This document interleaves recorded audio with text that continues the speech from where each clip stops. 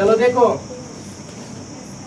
सभी लोग अब बुक से ये कॉपी से कोई मतलब नहीं रहेगा, सभी लोगों को ध्यान से बोर्ड पे देखना है, ठीक है ना। हर चीज समझने का थोड़ा कोशिश करना है, क्योंकि इसका बेसिक समझ में आ गया ना तो ये चैप्टर बड़ी आसान लगेगा। ये चैप्टर पूरा बेसिक पे पड़ा हुआ है, बेसिक समझो बढ़िया से, उसके बाद हम बता रहे हैं क्वेश्चन, ठीक है ना।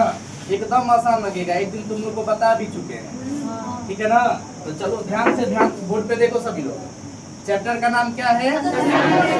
5 चैप्टर समानांतर श्रेणी। इसको इंग्लिश में बोलते हैं अरिथमेटिक प्रोग्रेशन। तो इसका फर्स्ट वाला ए और इसका फर्स्ट वाला पी, इसको शॉर्ट में हम लोग बोलते हैं एपी। शॉर्ट में क्या बोलते हैं? AP, Andhra Pradesh. Arithmetic progression क्या हो? अच्छा अरुणाचल प्रदेश ना हो, और कुछ सोचो। चलो देखो यहाँ से ध्यान से देखो, ये समानांतर श्रेणी है। तो सबसे पहले देखेंगे कि समानांतर श्रेणी होता क्या है। नाम लिख दिया है, इसका मतलब होता क्या है, तो इसका मतलब सबसे पहले समझो। समानांतर श्रेणी ध्यान से देखना, एक मतलब होता है एक ऐसा श्रेणी। श्रेणी का मतलब समझो क्रम, क्रम का मतलब लगातार कुछ लिखा रहेगा, एक के बाद दो, दो के बाद तीन, तीन के बाद चार। अच्छा लिखा है कि दो, दो के बाद चार, चार के बाद 6। तो ये भी क्या कहलाएगा? एक क्रम कहलाएगा, यानी कि क्रम को ही श्रेणी बोलेंगे। तो एक ऐसा श्रेणी, एक ऐसा श्रेणी जिसके लगातार दो पदों का अंतर बराबर हो। लगातार दो पदों का अंतर क्या हो? बराबर हो। जैसे हम एक एग्जाम्पल लेते हैं, जैसे बोले हैं अभी 2, 4, 6, 8 ऐसे करके, ठीक है ना। अब इसके दो पदों का अंतर निकालो, लगातार दो पदों का। तो लगातार ये दो पद है, अंतर, अंतर का मतलब ध्यान रखना अंतिम माइनस प्रारंभिक। तो 4 में से 2 घटाओगे, 6 में से 4 घटाओगे, 8 में से 6 घटाओगे, तो इसी को क्या कहा जाएगा? समानांतर श्रेणी। कोई पूछेगा समानांतर श्रेणी का डिफिनेशन क्या होता है, तो कहना वैसा श्रेणी जिसके क्रमागत, क्रमागत मतलब लगातार, जिसके क्रमागत दो पदों का अंतर क्या हो? समान। यहाँ वाला दो पदों का अंतर, यहाँ वाला दो पदों का और यहाँ वाला दो पदों का, हर जगह पे अंतर क्या हो? समान हो। उसी को क्या कहेंगे? समानांतर श्रेणी। कोई दिक्कत हो रहा है इसको समझने में? सभी लोग समानांतर श्रेणी पहचान पाइएगा? तो दिक्कत होगा? पाइएगा बोल दिए हैं, इतना इज्जत तुम लोगों को। देखो यहाँ पे समानांतर श्रेणी में कोई दिक्कत है किसी को समझने में? बोल देना कि अगर लगातार दो पदों का अंतर समान रहे तो उसे क्या कहेंगे? अब इसके बाद एक टॉपिक आता है जिसे कहते हैं, बार बार कह रहे हैं ना, अंतर, अंतर है। तो इसी को ना ये समानांतर श्रेणी में बोला जाता है सार्वंतर। क्या बोला जाता है? सार्वंतर। इंग्लिश में इसको बोलते हैं डिफरेंस। क्या बोलते हैं? डिफरेंस। शॉर्टकट में कोई दिक्कत? सार्व अंतर को किससे सूचित किया जाएगा? समानांतर श्रेणी को किससे सूचित किया जाएगा? एपी से। समानांतर श्रेणी को एपी से और सार्वंतर को बार बार बोल रहे हैं, बोर्ड पे ध्यान दो, बोर्ड पे ध्यान दो। हम पागल दिखाई दे रहे हैं जा? रांची से रिटायर हो गए हैं? देखो बोर्ड पे, समझो समझोगे। सार्वंतर अब देखो किसे कहेंगे? किसे कहेंगे? लगातार दो पदों के बीच के अंतर को सार्वंतर। ना सुनाई दिया है? लगातार दो पदों के बीच के अंतर को सार्वंतर कहेंगे। दोनों का डिफिनेशन बोल पाओगे? इसका समझाना पड़ेगा। चलो देखो हम विषम संख्या लेते हैं, एग्जाम्पल में क्या ले लेते हैं? विषम संख्या 1, 3, 5, 7, 9 डॉट डॉट, यही ना हो, कोमा देके आगे आते रहेगा।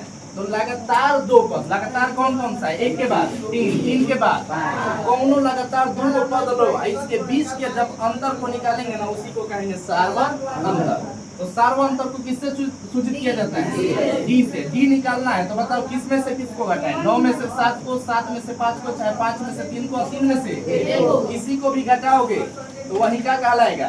सार्वंतर। यानी कि 3 में से 1 हटा देंगे तो क्या आएगा? 2। डी का मान है। तो लगातार दो पदों के अंतर को सार्वंतर कहते हैं। कोई दिक्कत किसी को? आगे बढ़े हम लोग। अब देखो थोड़ा एक व्यापक रूप में चलेंगे, इतना हो गया ना हो। व्यापक रूप बनाने के लिए कुछ चीज समझना पड़ेगा। जैसे हम कहेंगे इनमें कौ पद लिखे हैं, तो कहोगे एगो, दूगो, तीनगो, चारगो, पाँचगो। को पद लिखे हैं? 5 गो। तो एक नियम होता है, मिटा देते नहीं सर्वंतर छोड़ देते हैं। यहाँ पे देखें ये को पद लिखे हैं इसमें 4 गो। ये कहलाता है प्रथम पद, ये कहलाता है ये तृतीय, ये चतुर्थ पद। इतना पता है सभी लोगों को? पता भी नहीं है तो पहला, दूसरा का, तीसरा का ना बोलते हो। हम कहेंगे 6 कौन नंबर पे, तो कहोगे तीसरा, मतलब तृतीय पद। कहेंगे 10 कौन नंबर पे है? चौथा। 8 के बाद क्या आएगा? 10 कौन नंबर पे? 5वां नंबर पे। कौन नंबर पे? तो इसको कौन सा पद कहोगे? 5वीं पद। चलो देखो, ये कहलाएगा प्रथम पद। क्या कहलाएगा? प्रथम पद क्या होता है? तो किसी श्रेणी के पहिलका पद को क्या कहते हैं? प्रथम पद कहते हैं। बात खत्म। दूसरा का पद को द्वितीय पद कहते हैं। ध्यान आएगा?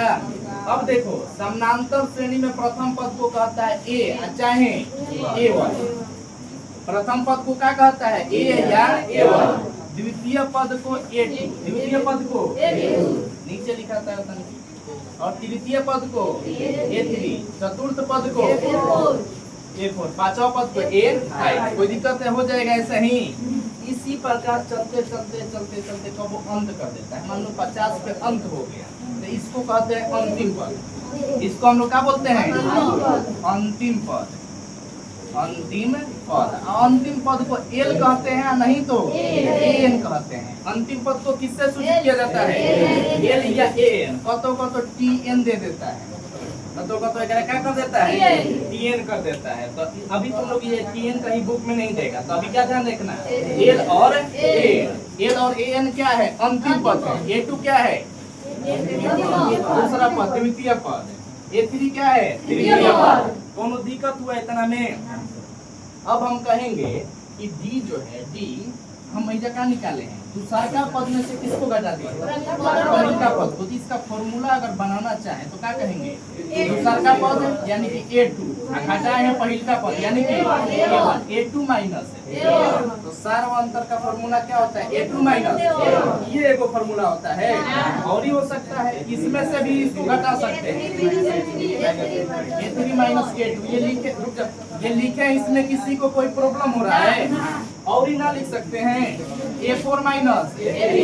हम क्या बोले हैं तुम लोगों से? इसका डिफिनेशन कहे हैं कि द्वितीय पद में से पहिलका पद घटा दो, इसी को सार्वंतर कहेंगे। हम बोले हैं कि लगातार दो पदों के अंतर को, तो लगातार दो पद 7 9 ना है, 5 7 ना है, तो किसी को भी घटा सकते हैं। 7 9 का मतलब 5वां पद माइनस चौथा पद, तो A5 माइनस A4, चाहे A4 माइनस A3।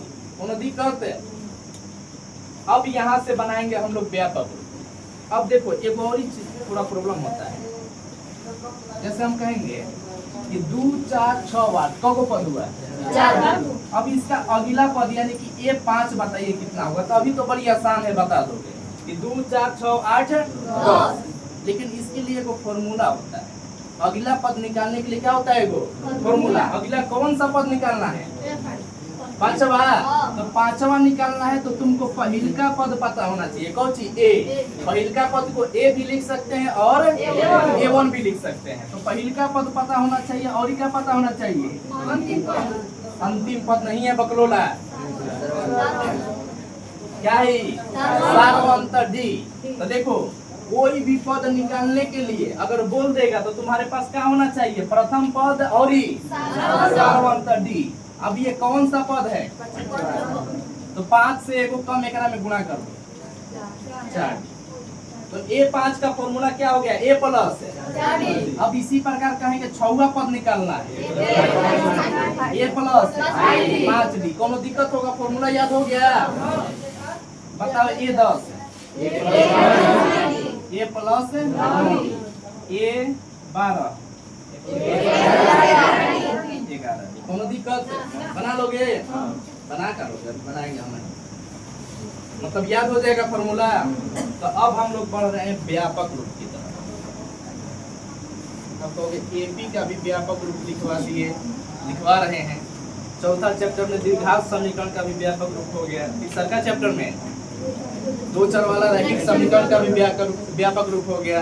दूसरा चैप्टर में द्विघात बहुपद, समीकरण है वो बहुपद ना हो। द्विघात बहुपद का भी व्यापक रूप लिखवा दिए थे। अब 6वां चैप्टर पढ़ेंगे वह में व्यापक रूप लिखवाएंगे। अब कहोगे पहिलका चैप्टर में क्या ना लिखवाए थे हमारे मन के। देखो इन्हें व्यापक रूप रहेगा तब ना लिखेंगे। तो व्यापक रूप पढ़ना है किसका? समानांतर श्रेणी का। तो हम लोगों को व्यापक रूप से पहले एक चीज पता होना चाहिए कि पहिलका पद को ए, दूसरा का पद को तीसरा का कोमा दे के डॉट डॉट अंतिम पद को इतना पता है सभी लोगों को। इतना पता है कि दिक्कत हो रहा है। देखो जहाँ दिक्कत होगा हम दोबारा समझा सकते हैं, ठीक है। आगे बढ़ने से पहले पीछे वाला हर चीज पता होना चाहिए। तो चलो आगे बढ़ते हैं। इसमें प्रथम पद में कौन सा फॉर्मूला लगा सकते हैं? प्रथम पद तो प्रथम पद ही रहेगा। तो व्यापक रूप में पहिलका का क्या जाता है? ए, लेकिन A2 का जो फॉर्मूला आता है वहां से आएगा। कहाँ से? ये वाले नियम से। तो A2 का फॉर्मूला क्या होता है? बताओ। A plus 2D। एक नहीं बोला जाएगा, ठीक है। तो क्या बोलेंगे? A plus D। A3 का बताओ। A plus 2D। चलो बहुत बढ़िया, इतना बता दिए तब याद हो जाएगा। अगर मान लो इसी में चौथा पद होता है, यहाँ चौथा पद होता तो क्या कहते हैं? A plus D। ये फॉर्मूला याद रहेगा सभी लोगों को ना। अब देखो एक नया चीज आ गया AN। हम तुम लोगों को क्या बताए हैं? अभी इधर बताएगा ना ये वाला A5 का क्या बताए हैं कि तुम क्या लिख लो? A लिख लो, D लिख लो, यहाँ प्लस डाल दो। इससे एगो कम करके 5 से एगो कम यानी कि कौन चीज? तो इसमें भी वही करो। A लिख लो, D लिख लो, यहाँ पे क्या है? N में से एगो कम यानी कि N माइनस 1। इसका फॉर्मूला क्या हो गया? A plus N minus 1 into D। तो An का कहेंगे तो डॉट डॉट यहाँ दोगे डॉट डॉट, और An का formula A plus N minus 1 into D। दो को डॉट दिया जाता है, 3 गुना हो 3 को डॉट दिया जाता है। देखो हम लोग इंटर में पढ़ने गए थे एक जगह ना, जैसे ससाराम तो इससे ना वही जगह किए थे। तो वहाँ पे ये मैथ पढ़ने गए हम लोग, और एक सर जी आए, बहुत बढ़िया पढ़ा रहे थे। कह रहे थे ना इधर ससाराम में कोई भी मतलब इसके बाद एक कोमा के बाद 3 गो डॉट नहीं देता था। ससाराम तरफ हम ही खोज किए हैं 3 डॉट का। तो फिर वही दिन से दूसरा कोचिंग पकड़ लिए। चलो देखो अंतिम पद An बराबर क्या हो जाएगा? A plus N minus 1 into D। ये वाला फॉर्मूला बहुत ज्यादा जरूरी है, ठीक है। यही तुम्हारा कहलाता है सामान्य सूत्र। बढ़िया। अच्छा AP का भी आप ग्रुप लिख लोगे सभी लोग? प्रथम पद A, द्वितीय पद यानी कि A प्लस D, तृतीय पद यानी कि A प्लस 2D, चतुर्थ पद यानी कि A प्लस 3D। ऐसे ही डॉट डॉट अंतिम पद मतलब A plus N minus 1 into D। कोई दिक्कत होगा? व्यापक रूप याद हो जाएगा। अब इसके बाद देखते हैं हम। इसके बाद आता है सामान्य सूत्र। सामान्य सूत्र यानी कि जनरल फॉर्मूला बोला जाता है इसको, जनरल फॉर्मूला। ये थोड़ा जरूरी है। देखो AP में कौनो पद दिया ना रहे लेकिन सामान्य सूत्र दे दे तो हम लोग निकाल सकते हैं। तो सामान्य सूत्र यही होता है AN बराबर A plus N minus 1 into D। क्या होता है फॉर्मूला? AN बराबर A plus N minus 1 into D। इसी को क्या कहता है? सामान्य सूत्र। तो बहुत ज्यादा इंपॉर्टेंट है कौन कौन सा? व्यापक रूप और सामान्य सूत्र। ये पता होना चाहिए सभी लोगों को। इतना पता है, इतना में सब याद हो जाएगा सब चीजें। हाँ तो चलो लिखवा देते हैं सारा टॉपिक बाई टॉपिक, ठीक है ना। चलो लिखो, शुरू करो। समानांतर श्रेणी पहले हेडिंग डालो 5 नंबर, कॉपी के कपार पे हेडिंग डालना, और नीचे हेडिंग डालो समानांतर श्रेणी। चलो देखो समानांतर श्रेणी 5वां चैप्टर का प्रश्नावली 5.1 एक्सरसाइज 5.1 क्वेश्चन नंबर पहिल का। एकदम ध्यान पूर्वक बढ़िया से समझेंगे, एकदम बहुत आसान है क्वेश्चन, ठीक है। थोड़ा ध्यान से समझना। कह रहा है ना कि निम्नलिखित स्थितियों में से किन स्थितियों के संबंध संख्याओं की सूची AP है और क्यों? कह रहा है कि इसमें से कौन सा AP है और जो AP है तो क्यों AP है? तो क्यों AP में होगा? सारा अंतर समान होगा। तो बताना है कि एपी में है या नहीं है। तो सबसे पहले एपी के लिए कोई संख्यात्मक मान चाहिए ना, तो दिया है शब्द में, और शब्द से क्या बनाएंगे, संख्या। तो देखो एपी बनाएंगे, शब्द से क्या बनाएंगे, एपी। और बाद बताएंगे कि एपी सही लिखे हैं कि गलती, मतलब एपी में है या नहीं। तो चलो देखो पहले का कह रहा है कि प्रत्येक किलोमीटर के बाद टैक्सी का किराया, प्रत्येक किलोमीटर के बाद टैक्सी का किराया, जबकि प्रथम किलोमीटर के किराया 15 रुपया है। पहला बार 1 किलोमीटर चलेंगे तो रुपया देंगे 15 रुपया, और प्रत्येक अतिरिक्त किलोमीटर के लिए 8 रुपया है। 1 किलोमीटर का 15 रुपया, और अगला बार चलेंगे तो कितना देना होगा, 15 8 है, 2 किलोमीटर चलेंगे तो 8 रुपया दोगे। पहिलका किलोमीटर बाद जोड़ के ना दोगे, और पहिलका का 15 हो गया, और उसके बाद चल रहा है तो डिस्काउंट मिल रहा है, 8 रुपया में चला देगा 1 किलोमीटर तक, ठीक है। तो पहिलका किलोमीटर के लिए कितना 15, एक बाद चलेंगे तो 8 रुपया बढ़ा के, तो 15 8 23। एक बाद अगर तीसरा किलोमीटर चलेंगे तो 8 बढ़ा के कितना 31 30 हो 31 ना 31, फिर चलेंगे तो 39। अब ये बताना है ना ये जो है एपी में है या नहीं। तो कैसे बता सकते हो, सार्वंतर। तो सार्वंतर क्या निकालेंगे, डी बराबर A2 माइनस। एक बात बताओ, एक जगह घटा के पता कर लेंगे कि एपी में है या कि नहीं, 2 बार घटाना होगा, और दोनों का आना चाहिए बराबर।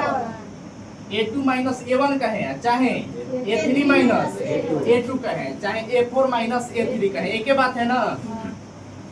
A2 बताओ कितना है, 31 है ना, 23। A2 कितना 23, A1 कितना 15, A3 कितना A2 कितना 23 में से 15 घटाओ, 31 में से 23 घटाओ, बताओ सार्वंतर समान है, डी समान है। तो लिखेंगे डी मतलब सार्वंतर, यहाँ डी समान है, यानी कि यहाँ सार्वंतर समान है, इसीलिए यह एपी में कोई दिक्कत आंसर लिखेंगे। यही जा हम लोगों के कोचिंग में बोर्ड पर सार्वंतर, उन लोगों में विकास हो रहा है तनकी तनकी, सार्वंतर समान है, इसीलिए यह एपी में। इतना आसान मैथ देखे थे कतो, ये 10th में अगर बनाया जाता है तो लुकवा लुकवा के बनाया जाता है। अगर कोई जान जाएगा ना कि 10th में इतना आसान मैथ है तो चैप्टर हटा देगा। इतना आसान मैथ होता है वो, बनाओ कॉपी पे जल्दी।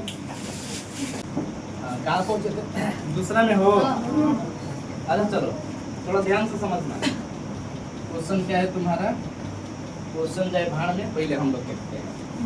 हम क्या है ना कि मेरे पास 100 रुपया है, कितना है 100 रुपया। वास्तव में बताया ना तो मेरे पास 1 रुपया बढ़ गए ना तो सारा खत्म हो क्या हो क्या है। हाँ ये सब करने देख रहे हो ना, हवा लग रहा है नहीं है, सारा दिन ना लग रहा, हम अपना खातिर लगाए हैं ये।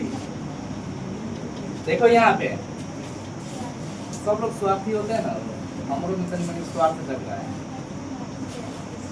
रूम पे हम खाली ना वही पंखा है जो ना छोटे मोटे आराम लगता है वो लगाए हैं, वही पे रहते हैं। कोचिंग में तुम लोग के लिए 4 गो 5 गो 6 गो पंखा लगवा दिए।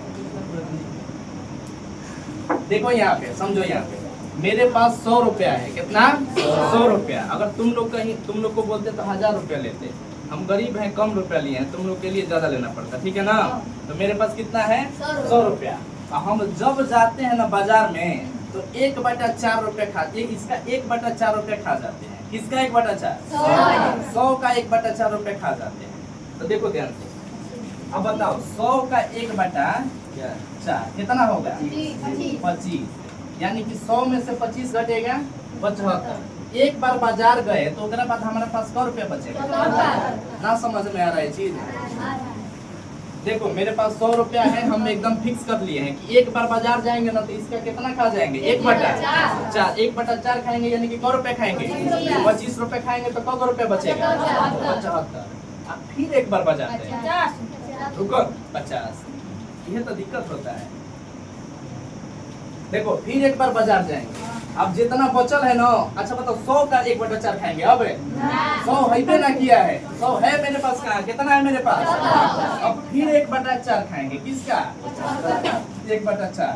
पूरा पूरा ना कटेगा ना, हो दशमलव में चला जाएगा, 4 एकम 4, 3 इसमें आएगा, 4 आठे 32, तो 3 ये कितना बचेगा, 3 हो, तो फिर 4 साते 28, 2 बचेगा, 4 पाँचे 20, कितना खा जाएंगे, 18 रुपया 75 पैसा। हाँ मेरे पास कितना, 75 रुपया, कितना खा गए, 18 रुपया 75 पैसा। 0.00 डाल सकते हैं, तो घटाएंगे तो कितना बचेगा, 25, इसको हासिल दिया है, 14 से 8 6, 6 से 1 5, कितना बचेगा अगला बार, 56.25। समझ में आ रहा है क्वेश्चन। देखो एक बार हम बाजार गए तो फिक्स है कि उसका कितना खा जाएंगे, 1/4। अब जो बचेगा ना उसका फिर 1/4 खा जाएंगे, तो इसका 1/4 खाएंगे तो कितना आएगा, 18.75, 18.75 मत बोलो, 18.75। आप 75 रुपए लेके गए थे, 18.75 रुपए खा गए, कितना बचा, अब फिर जाएंगे ना तो इसका कितना खाएंगे, 1/4। और सही ये प्रक्रिया जिंदगी भर चलते रहेगा, कार्जन हो जाएंगे मतलब। चलो अब ना जाएंगे, अब असही एपी बन रहा है ना, अब ये बताना है एपी है कि एपी नहीं है, तो बता सकते हो एपी है कि ना।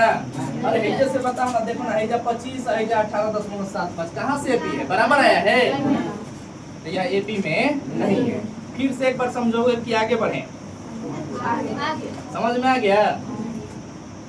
देखो यहाँ पे क्वेश्चन नंबर 2, पहला का दूसरा का खाली पढ़ते करोगे, जाओगे करे ना, टाइम ज्यादा हो गया, 40 मिनट ज्यादा हो गया हो।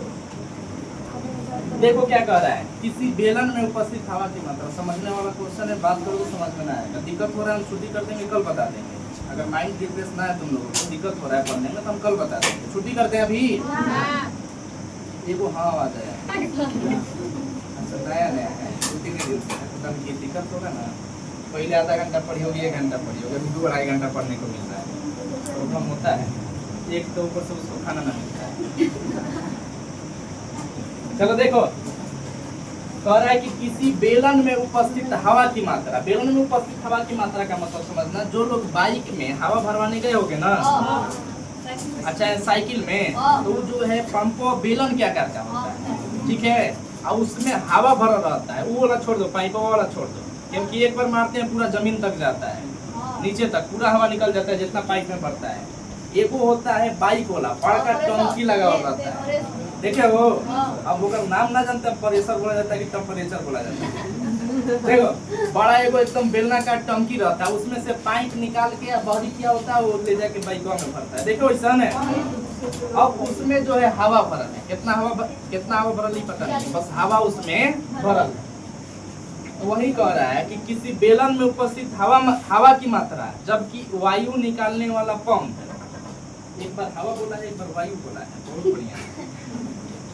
बेलन में उपस्थित हवा की मात्रा, जबकि वायु निकालने वाला पंप, ये समझो कि वो पाइप लगाया रहता है ना, तो उससे क्या निकलता है, हवा निकलेगा ना, तो वही हवा निकालने वाला पंप प्रत्येक बार बेलन की शेष हवा का 1/4 भाग बाहर निकाल देता है।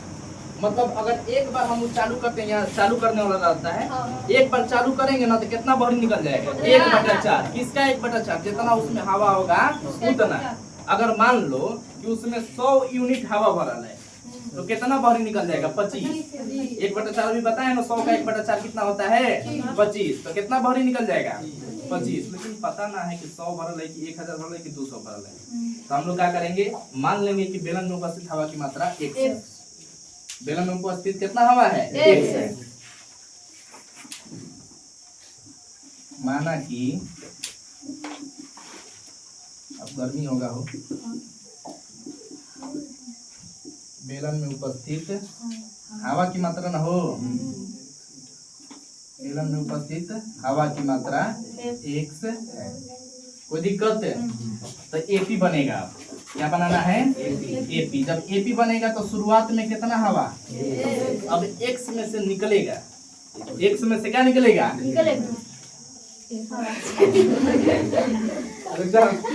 देखो ये हवा पहले कितना था, अब एक बार पाइप चालू कर रहे हैं, तो पाइप चालू करेंगे तो इसका क्या माने गुणा, इसका कितना निकल जाएगा, 1/4 का मतलब कितना, 1/4 निकल जाएगा। निकलने का मतलब क्या कर देंगे, घटा देंगे। किस में से, x में से x बटा 4 क्या करेंगे, माइनस।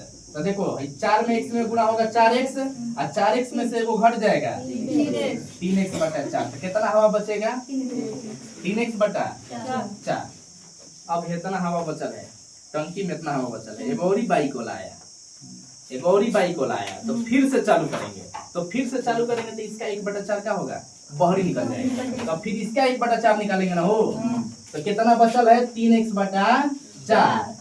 इसके बचे हुए में से फिर एक बार बाहर निकलेगा, इसी का 1/4, तो कितना हो जाएगा, 3x बटा 16। इतना फिर बाहर निकल गया, 3x बटा 16 फिर बाहर निकल गया। किस में से बाहर निकला है, तो 3x बटा 4 में। तो 3x बटा 4 में से क्या करना होगा, माइनस 3x बटा 16, 3x बटा 16।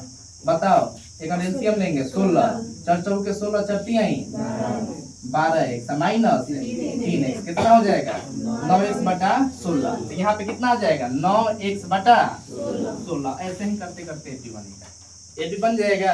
अब ये एपी बताना है कि ये इसका सर्वांतर समान है या नहीं। अगर सर्वांतर समान है तो एपी है, सर्वांतर समान नहीं है तो एपी नहीं। तो डी निकालना होगा ना हो, डी बराबर A2 माइनस फिर A3 माइनस A2। A2 कितना है, 3x बटा 4। A1 कितना है, A3 कितना, A2 कितना, 3x बटा 4। इधर कुछ नहीं है तो बटा में 1, 4 और 1 कैल्शियम, यहाँ 3x और 4x। बटा पे जोड़ घटाव करने आएगा ना वो, जल्दी जल्दी कर रहे हैं तो कोई दिक्कत ना है ना। 16 और 4 कैल्शियम, यहाँ 9x का 9x हो जाएगा, 4 चौके 16 चपटियां ही 12x। यहाँ आएगा माइनस x बटा 4, और यहाँ बताओ तो